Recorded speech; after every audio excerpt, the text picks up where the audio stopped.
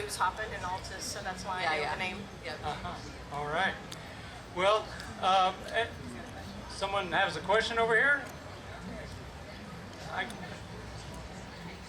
I'm afraid I can't hear.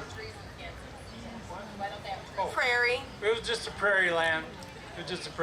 So they weren't cut down as far as I know so much. It was part of the prairie, more of the plains area of the U.S.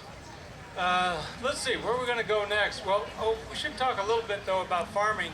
I think this is another thing that's kind of interesting, and you guys know more about this than I do, certainly.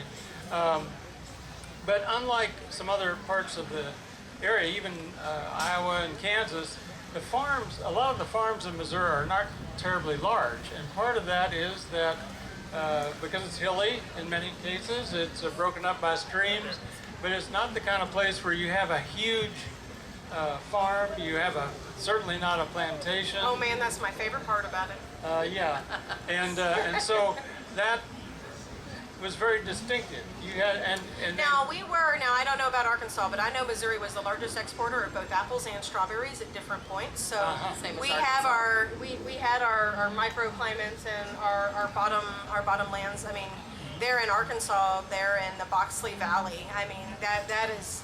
I grew up in Texas, cotton farm, maize, things like that, and we have black soil. And I have not seen black soil unless I'm there in that Boxley Valley. And you go in there and that soil's this thick, and you've got it's an amazing, rich. But again, you've got meadows that are broken up by streams, and so they were small family farms, and then a lot of them. Everybody was growing strawberries. That's why we're their largest exporter. It wasn't one farm that was doing it. How we look at farming today. And Meredith Cisco was telling me that strawberries were so common there because they'll grow in rocky soil. Oh, well, we have wild strawberries too. And wild strawberries. So, and I'm not talking about the little bitty ones that don't taste like anything that grow in your yard. We have real wild strawberries that are about half the size of your store-bought ones, but 3 times as sweet and worth every penny. That's true. The things are changing. The climate is changing, and we've become subtropical now in Arkansas, where I live. I'm in Northwest Arkansas. So apples, all the variety of apples that have grown and really, been able to succeed for that brandy that she was talking about. Northwest Arkansas was the largest producer of apple brandy at one point.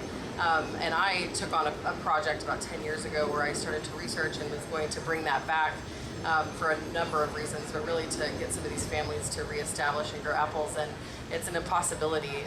We're looking all the time now at what needs to grow there. How do we adapt? What's going to change? I work with the university a lot to think that through for my product lines. And strawberries are another one of those things that are just not tolerant of what is happening to our climate moving the farm and doing some rotational farming, but it's going to continue to change. And different things are thriving now, and it's becoming a different world. Mm-hmm. And I think over near Marshall, Arkansas, I used to visit somebody, a fiddler over there, and he raised tomatoes, which is another crop, I guess, that you can.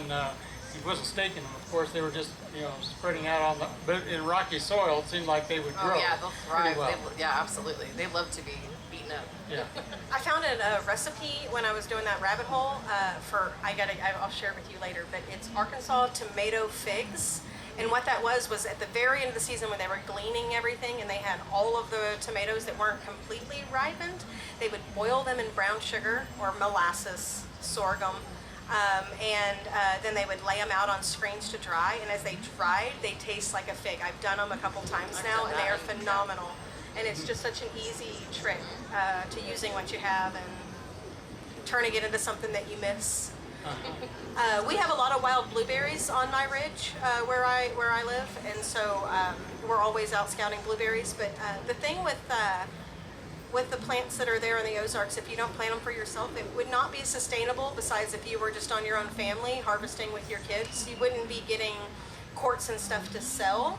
It would be getting your quarts to freeze, to eat off of and use. And so there's a sustainability that comes with harvesting on your own land without planting it. For myself, I'm a foraging educator and wild food chef, so the foods that I focus on that I would commercially sell, say, to a dinner or a ticket. I focus on invasive non-native so that it's completely sustainable, and then I teach you how to love and respect your natives. So why we are talking enterprise. It's very important for me to say that standard out there, that if I am taking something to a market, I'm buying from a sustainable farm that's organically farming, just like, and that it's important to make sure how we're sourcing from our farmers and how they're treating the earth and how they're growing it, that we're not taking things and enterprising the wild things. Yeah, and that's a little like different than what I'm doing, but also with the same ethos is I am a larger scale manufacturer in Arkansas, and I work directly with specific family farms, and we strategize about how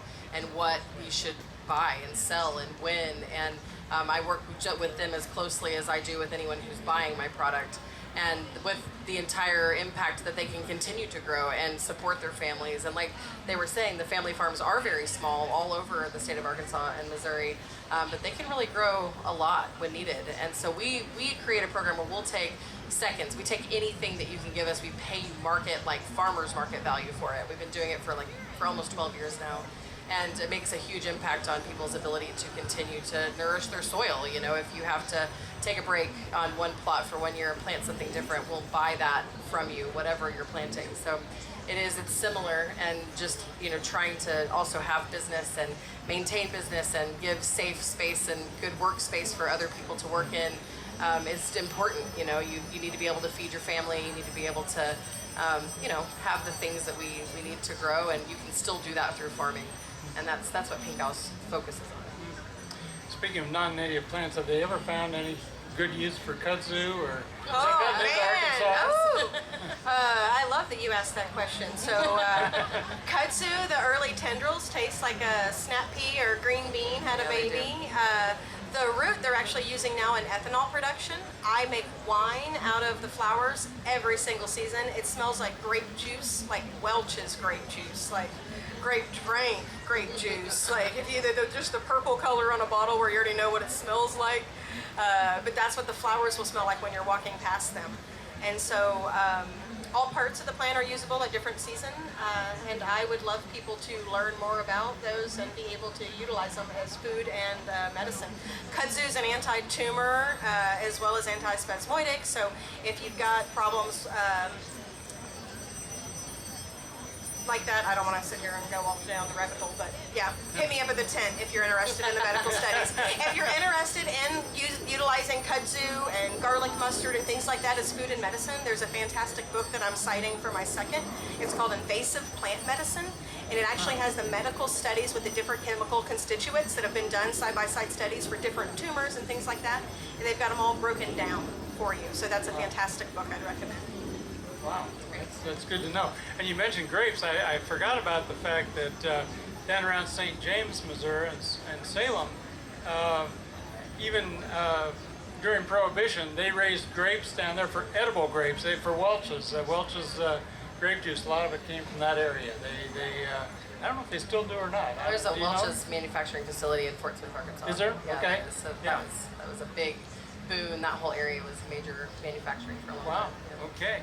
Does anybody have any enterprising questions for us? Yeah, We could talk down rabbit holes of business, or how we do different classes, or how we make money, or how we, whatever. If you are interested, we could answer any kind of direct questions too, since you guys have an interest. Yeah, go for it. I can see one here. I don't know if we got a mic. Sometimes we have a mic, but I don't know if we... Okay. Got it.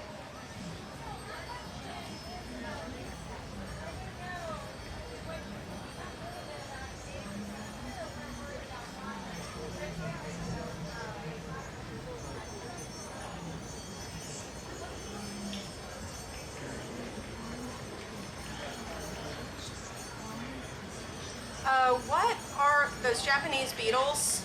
They're the ones that a lot of people, so you can eat them. Oh yeah, you can eat them.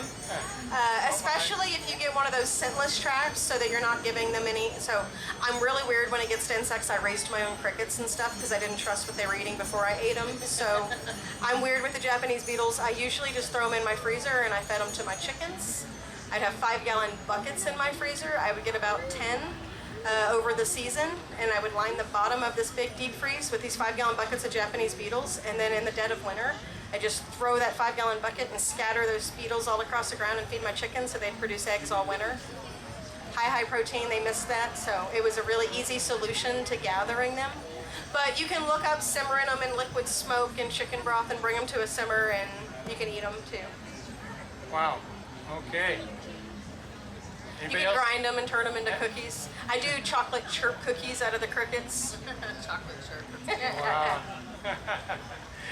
Any other questions out there for the moment? There's one back here. Yeah, just a quick question. How much of your business is like local to your region? How much of it is outside of your region? That's a great question. I'm sure Emily here, she's got a lot more outside of her region. I live in a cabin on the Niangua, and I do a lot of my classes at my cabin. I also go to folks' land and help them mark trees and plants, and I'm also an author, so I do book stuff now. But most of mine is in my area for sure, and most of it is at my porch where I'm not even driving my car to get to my job, so. Yeah, that's very different than what I have going on. I work with independent farms all over the world, so it's not just the Ozarks. It's trying to embody the same principles whenever we're gathering foods and the trade and how we're tasting all the things, vanilla beans and spices that exist in the world. We just take a specific extra measure to make sure that we know exactly where it comes from, and we're direct trade on all of our spices. We're almost 100% clickable now, meaning you can go directly to the farm and look at it on Google Earth and understand what's happening for them in their region. We work really closely with different communities. We partnered with a new sugar farm out of Brazil, the first ever sugar company that doesn't burn to cultivate, and it's a really beautiful process, and I am thrilled to be part of that. And it's creating good business in Brazil and for those families that need it. So we gather from all over, but we also all of our berries, all of our herbs, primarily everything that is the core to my business is from the Arkansas, Missouri area, most everything, and it has grown over a decade. We collectively with the farmers have grown together so that they can depend on that as well. I think we kind of leaped into the content, but I'd like for each of you, maybe starting with Rachael, to just talk about your business a little bit, because we kind of got into the content of it, but overall, how did it get started, and what do you do today? So my background is I'm a certified herbalist. When I lived out in San Diego, I took a Rosemary Gladstar's course. Fast forward, I'm 39 now, so that was in my early 20s. I was traveling all over, and I loved really good food. So Italy, Ireland, Holland, Belgium, I would find a Michelin star restaurant. I would find somebody's grandmother's cafe on a back corner, and I always wanted to find the best types of food that were there. And so when I moved to the Ozarks, there was St. John's wort and yarrow and elder stands, and then this weird berry that I didn't know that I identified as autumn olive, and it had 17 times the lycopene of a tomato. Our goldenrod has 7 times antioxidants of green tea. And so it basically was just me being an opportunist and seeing all of the stuff around me and recognizing it and deciding I wasn't going to buy it again. Once I learned about 40 or 50 plants, I started teaching 4-H group classes for a friend who wanted me to. Then I started working with the master gardeners, and that turned me on to weeding it and eating it. They were obsessed with weeding their garden of all of these delicious plants that I was trying to find the most of. And so if you're irrigating and composting my dandelions, the roots get really big. And so I would go partner with them, and then I was teaching them. And then I worked for Springfield Community Gardens for about 6 years when my kids were little. And then I started eating the Ozarks. And so when I started eating the Ozarks, it was to do foraging cooking classes where folks would come to my cabin. And I charged $375 for a 5-week class when I first started. And they would come to the cabin for 3 hours a day. They would forage with me, and then they would go home with a pantry at the end of this whole thing of all the stuff that we made. I had 42 people sign up within 24 hours. And I had to go to my boss and go, I don't think I can do this anymore. I just made half my salary in 5 weeks. And I was set off. And because I was able to teach people on their own land or teach them how to harvest for themselves, I never really worried about the sustainability of it because my focus is always on loving your natives and harvesting the invasives. And so I do have a product line of a few different items. I've been talking to Emily. I am an overwhelmed person who doesn't like that much time in the kitchen unless it's playing with food. And so figuring out ways to, I have 17 stores right now with the product in them. nowhere near Emily over here, but that is all that I can manage. And so trying to figure out people who want. I've got an elderberry good stuff. Missouri is the largest exporter and grower of elderberries in the United States. And most of that's due to a couple larger farms up on the north side. But I've written a lot of different grants with the community gardens, and I wanted to be able to work with our elder farmers on a sustainable product because none of the elder farms have their own product. It's always a juice or frozen berries. They didn't have a way of processing into something that was shelf stable. And so my goal with that was, because I already knew so many elder farmers, that I'd be able to buy berries direct and have a sustainable product from a farm that was hyper local. And if you guys have ever seen the I don't know, I'm trying to think of where there's a farmer story on the back of a box. Who is that? Who does that? Newman's Own? Where they have the farm that they come from. And so I wanted to be able to have that idea of showing the farmer for individual bottles so that it's still called good stuff, but it didn't matter where the elderberries were coming from. Individual farms would be able to have a product on their shelf and be able to make that profit as well. And so, yeah. How many employees do you have? Or do you... I have contract workers. Contract workers? So Bo Brown is one of them, I guess, if you would call it. So Bo and I teach a certification course together. So I hire him under Eating the Ozarks to teach the classes with me, and he does primitive skills. And then I hire different chefs and things like that. But most of the labor is either myself or my children. How about you, Emily? Oh gosh. So I left for Telluride, Colorado when I was 18 years old, and from Missouri, raised in Missouri, and did a whole variety of weird things. I was living in a Volkswagen bus. I was set off to go do some interesting things, and I went to massage school. I did a bit of culinary school. I took a lot of herbology courses and foraging workshops all over Colorado in the mountains there, and was kind of amassing this interesting skill set of who am I and what do I want to learn? And so I did a whole bunch of things in that time of my life from 18 to 25 years old, and started chefing. You have to make a living still, even though I'm living this transient life. And so I was a chef and mixologist and traveled between New Orleans and Montreal, Canada, and Telluride for those years. It was time to come home, and I went back to where my family is close to, and I moved to Eureka Springs, Arkansas, and had my first child. And as soon as my son was born, I was like, oh no, I gotta get a real job. I gotta do this. So I went to the University of Arkansas, started commuting back and forth, nursing a child, started school at 6 months. He was 6 months old. And I double majored. I don't do anything like just slow. I have to do everything very fast. So biology and dietetics, and I was pre-med. And I had decided that I was going to figure out how nutrition affected cancer cells. And I got super involved in how grass-fed beef affects our biome and how that, everything that's changing in our culture, and really got into it and started spending some time in Seattle and doing some really neat research work. And I was just about to go off to medical school, and my mother got terminally ill with cancer.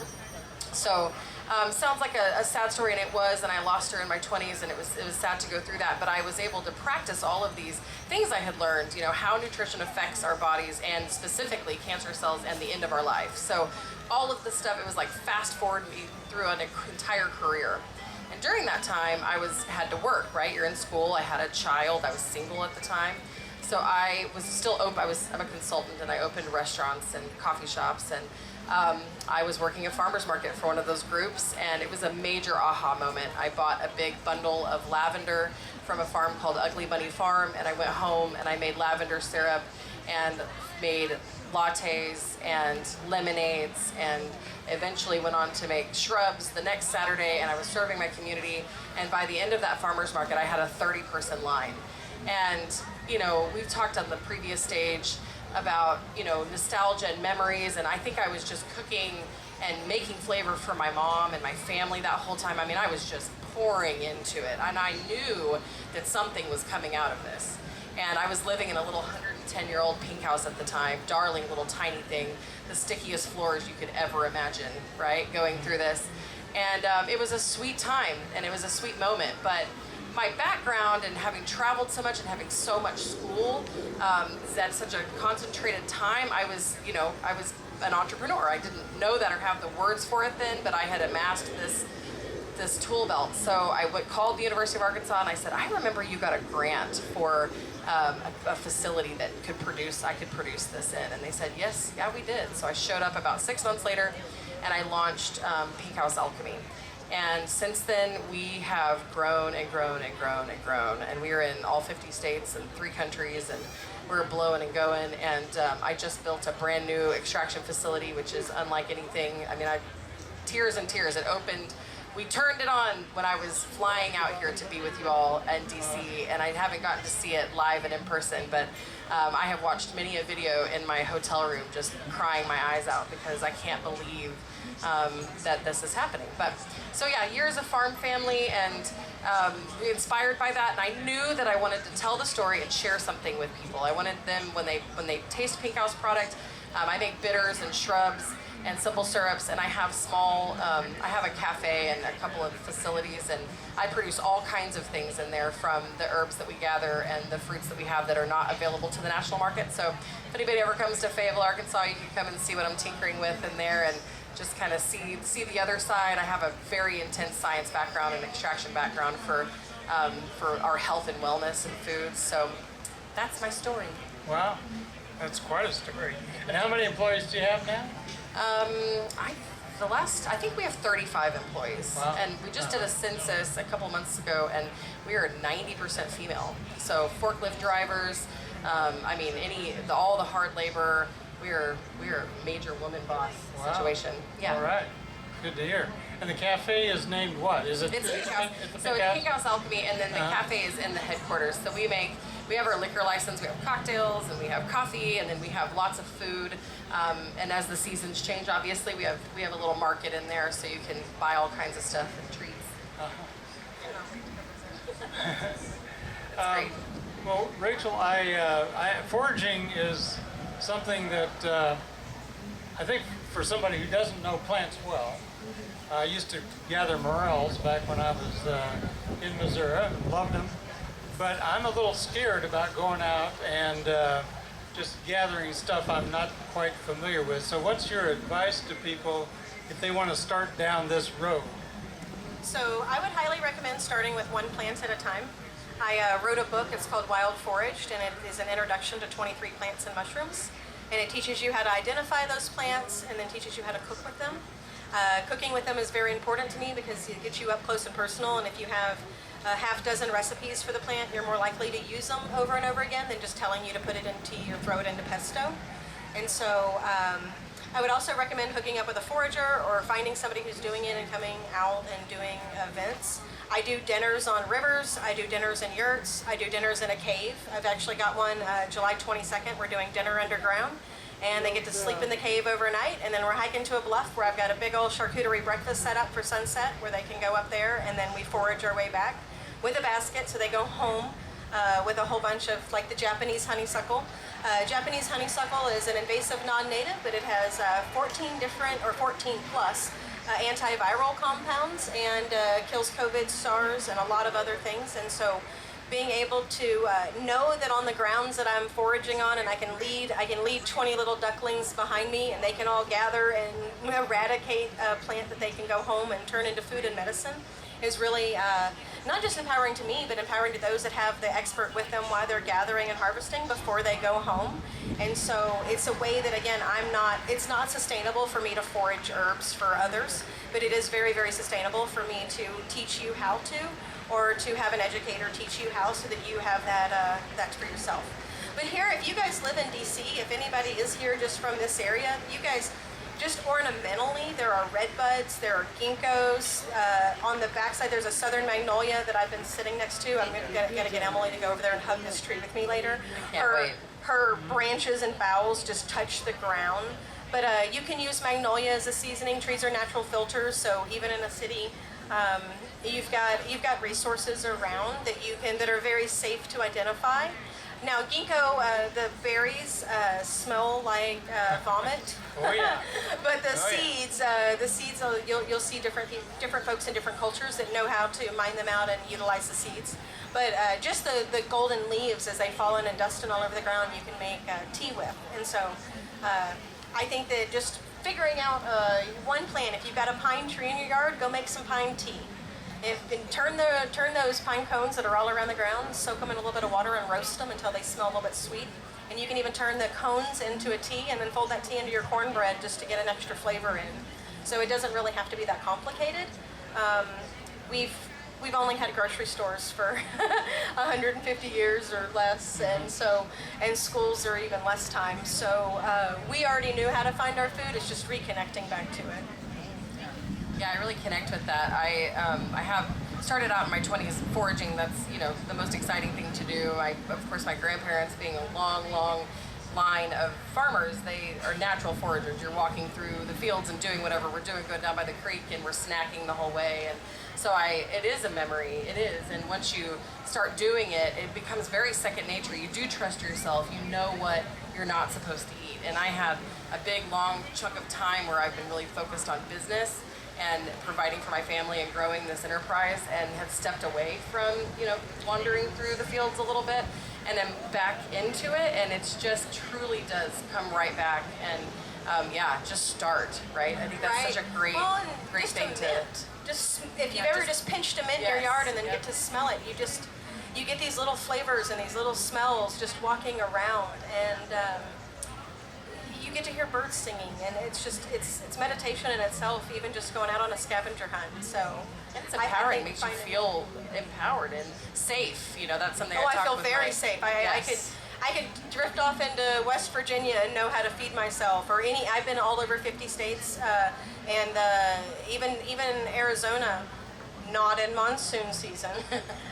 There are so many plants and stuff that are also, I saw amaranth growing in between the sidewalk cracks at the hotel, and things like that are just, they're everywhere. They're opportunistic plants. And so my second book is actually called The Wandering Forager, and it's for plants that roam. And so, just plants that are found everywhere, and it is just this rejoiceful moment when you recognize somebody and you're that many states away from home, and you're like, "What's up, cattail? How you doing hanging out over there? I see you, pumping my gas." I totally relate to that. And That's you amazing. mentioned extraction when you're talking about, or what does that mean? What does extraction mean? How do you do it? So many things. Yeah. I have a lot of different methods of extraction at this point. Anything from just distilled water to, high levels of alcohol. I use cavitation and sonication to make my bitters, which is just like little tiny vibrations at really super low warm temperature, and that allows the cells to come apart without destroying them, so you get like real pure flavor of things. Of course, cooking is an extraction, just boiling it in some water. That's a way to extract something. So that's what I mean. Okay. Speaking of foraging, it reminded me of one thing that happened when I was in college, which was, centuries ago. But the St. Louis Globe Democrat at that time put out a recipe for dandelion wine. And so a lot of us who were students in the dorm at the time read that and thought, wow, no alcohol, of course, allowed on campus at that point, but we thought, we can make dandelion wine. It was a very bad idea because people put it in glass jars and put it in their closets and put a lid on it, and suddenly the glass jars began to explode. So it wasn't a good idea, but somebody wrote in to the, I saw a letter to the editor not long after that. The recipe was collect a bucket full of dandelion blossoms. And this person wrote in and said, I had the toughest time getting a gallon bucket full of those fuzzy white things. Oh, Lord. It wasn't quite the right, That's not it. the right technique, so it didn't work out too well. Well, we don't have too much more time, but I would like to ask you one more question each, and that is, we all hear about climate change. How would or does climate change affect what you're doing today? I think that for me as a forager, we in the Ozarks we've got a lot of different microbiome, different microclimates, and so I'm worried about the things that are more heat sensitive than anything, like you were mentioning the fact that your apples are not growing and things like that. I wonder how I look at how far north things are and what will still be okay there. But I'm not really sure as far as, I mean, because of the different little biomes, like, I mean, we already have relics in the Ozarks because we have glacier plants. We have tropical plants. Our pawpaws are related to a mango. They're from when we were tropical here. And so I tend to feel that the Ozarks are just so resilient and the plants are so resilient that they're gonna find a micro area that they're okay in, is my hope, and they're gonna move around. Now I'm not talking domesticated plants, but the wild plants are pretty resilient. I love that optimism. I think and hope that that's true too. We talk a lot about it for what I'm doing. My role in paying attention to climate change is to whatever I am, promoting as a product that can be bought and sold is a product that is coming out of an area that it supports that. So, specifically when I talk about strawberries, we shifted from strawberries to blackberries, and my farmers needed me to do that because of some of the things that their blackberries were shading, so that some of these are native plants, the blackberries that we use, and it creates a whole ecosystem for the farms. So we're super responsible stewards, but without question, for me, what I'm seeing all over the world is it is completely changing. Every region for every plant that I'm buying is shifting up to cooler areas, or they're becoming impossible to find. The farmers, they're having to pivot and grow other things, and we're buying those things from them. And I would say it's everything from a spice, a vanilla bean, a cardamom pod, to a strawberry, an apple, a blackberry. It is changing. And so you have to decide how much you want to change with it, right? And how far you want to go. And the universities are working on, genetically modified organisms. Terrifying, right?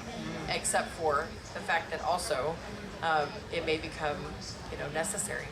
So. Do you know about, you can graft different, you guys maybe even heard of Tree of 40 fruits or other things. I wonder if grafting on those apple trees, a variety that is resistant, that's what we're doing. We've been doing that for years, and that's how the strawberry that Pink House is using is a Ruby June, and it is a grafted berry that has, it's a new berry, and it's from a bunch of heritage varieties that we're using that can still subsist in this area, but one of them is out of Washington State. So yes, that's happening, and as fast as it possibly can. I don't quote me on this, but there's going to need to be a new apple that shows up on the scene. Arkansas Blacks are one of the most just hardy, hardcore, intense apples you can get, and they're also saying you can't be here. So yeah, wow. It's an interesting thing. All right. Well, I think anybody have one quick question before we close up? I think we're just about out of time here. Any questions out there? Did we answer all of your questions? Good Lord. Excellent. I guess it can happen. Well, let's give a round of applause for Rachael and Emily, please. And